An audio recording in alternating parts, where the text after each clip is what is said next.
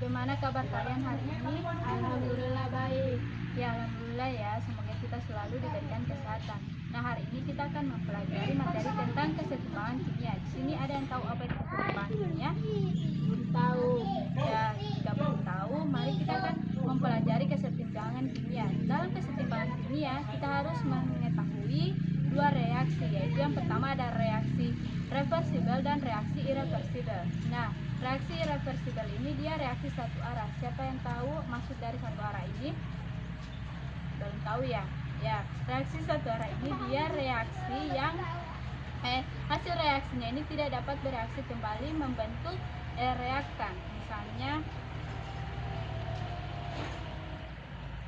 CH4 tambah O2 menghasilkan CO2 tambah H2O. Nah, CO2 dan H2O ini yang terbentuk, dia tidak akan bisa membentuk ini lagi.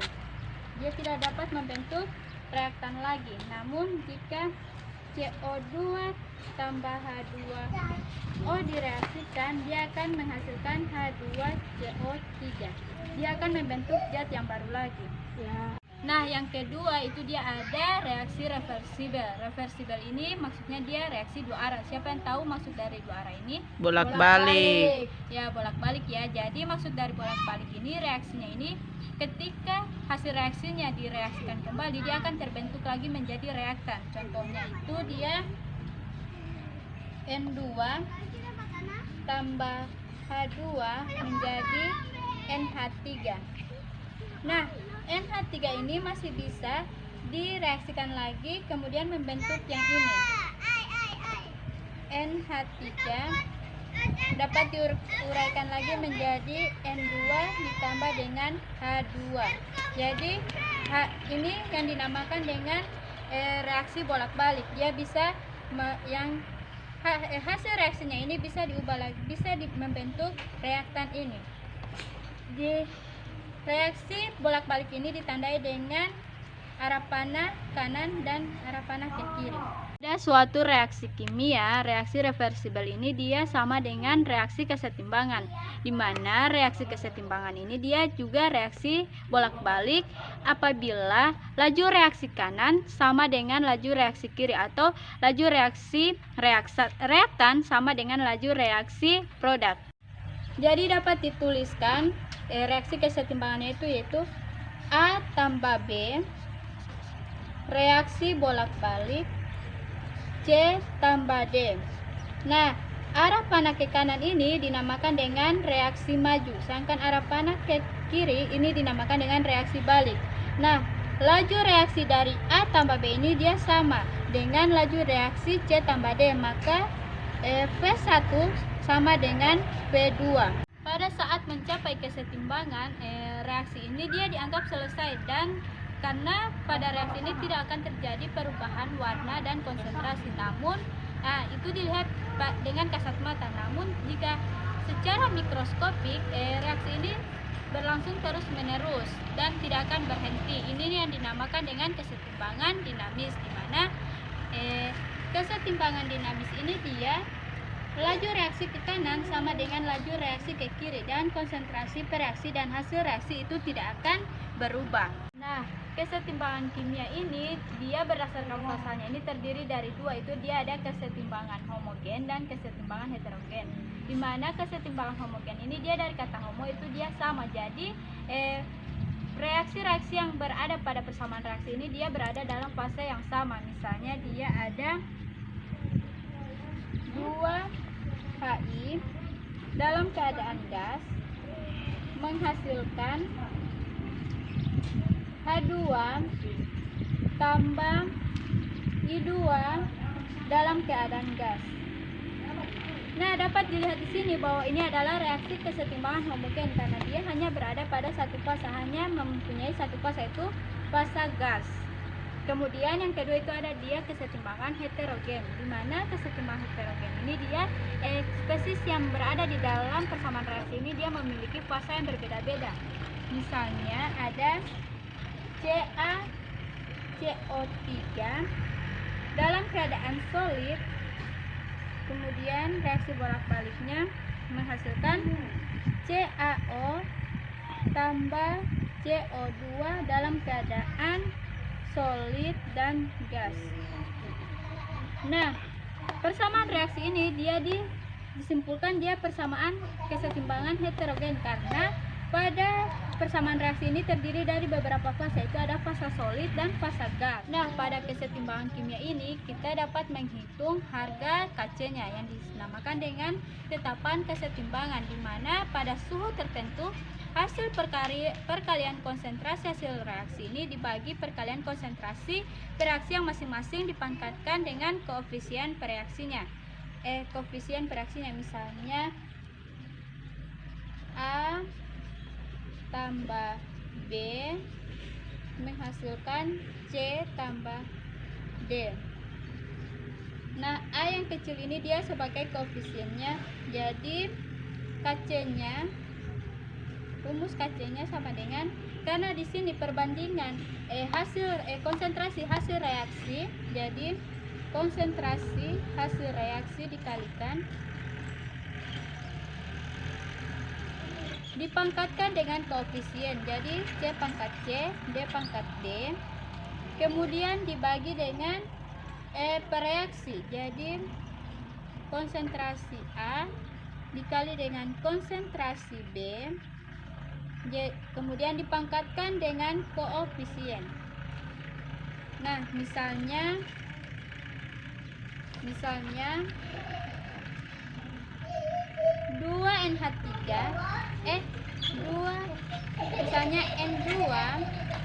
tambah H2 menghasilkan 2NH3.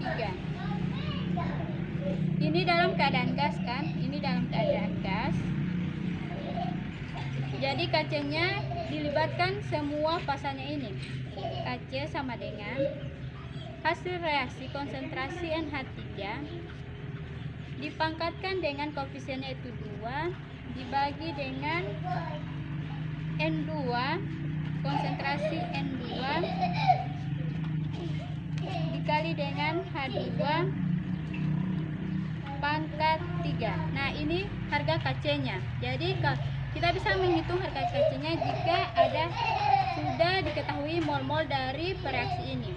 Sedangkan untuk menghitung Kc dalam kesetimbangan heterogen ini tidak semua fasanya ini dilibatkan. Fasa yang dilibatkan pada kesetimbangan heterogen ini hanya aqua dan gas. Jadi contohnya pada kesetimbangan ini di sini ada fasa solid dan fasa gas. Maka harga Kc-nya ini sama dengan C konsentrasi CO2. Mengapa hanya CO2? Karena CaO dan CaCO3 ini dia dalam keadaan solid. Sedangkan fasa solid ini dia tidak dilibatkan dalam perhitungan Kc. Nah, sedangkan untuk mencari nilai Kp itu dia kesetimbangan berdasarkan tekanan, dia itu sama Kp sama dengan P C dalam keadaan gas dipangkatkan C dikali dengan P D dalam keadaan gas dipangkatkan D dibagi dengan P A dalam keadaan gas pangkat A dikali dengan P B dalam keadaan gas dipangkatkan dengan B. Nah, kenapa pada tekanan ini hanya yang dilibatkan itu fasa gas? Karena pada tekanan fasa solid dan fasa cair ini tidak dapat dimanfaatkan. Jadi yang dilibatkan hanya fasa gas.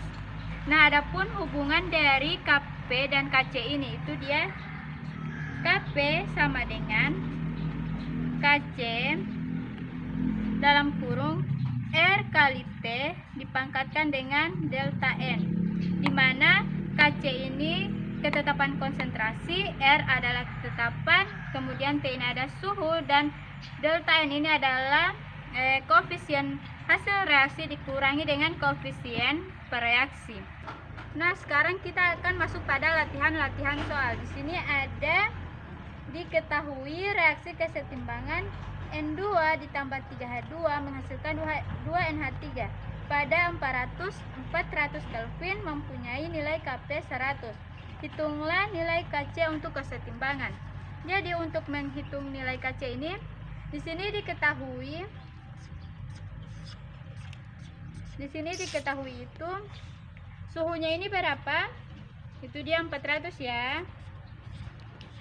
400, kemudian nilai KP-nya itu dia 100. Adapun rumus yang kita gunakan itu dia KP sama dengan KC R kali T dipangkatkan N.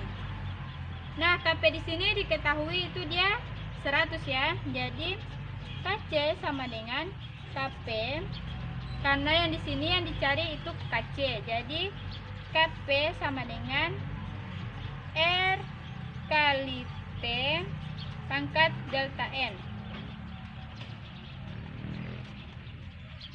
Nah, di sini KP-nya ini diketahui berapa? 100. Ya, 100 ya. 100 dibagi dengan ini R ini sudah ketetapan, itu dia 0,082 dan dikali dengan suhunya itu 400 dipangkat 2. Hasilnya jadi berapa? Jadi hasilnya ini menjadi 107,584. Jadi nilai KC dari reaksi N2 tambah H2 ini dia 107,584. Sekarang soal yang kedua itu dia ada H2O dalam keadaan liquid menghasilkan H2O dalam keadaan gas. Maka berapa harga KC-nya? Jadi di sini ada dua fase itu liquid dan gas.